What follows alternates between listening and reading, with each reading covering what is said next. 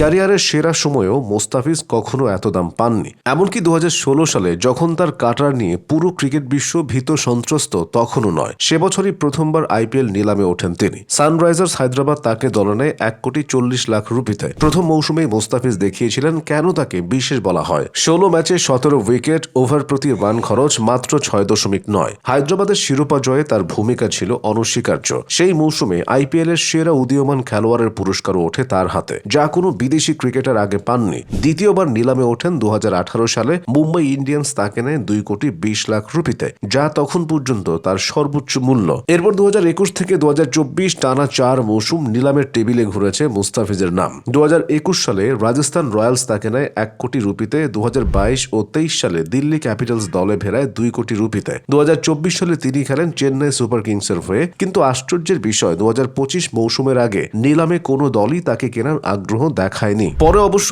Delhi Capitals তাকে বদলি খেলোয়াড় হিসেবে দলে নিয়েছিল। পারফরমেন্সের বিচারে প্রথম মৌসুমের মতো দাপট মুস্তাফিজ আর দেখাতে পারেননি, এমন কথাও শোনা যাচ্ছিল।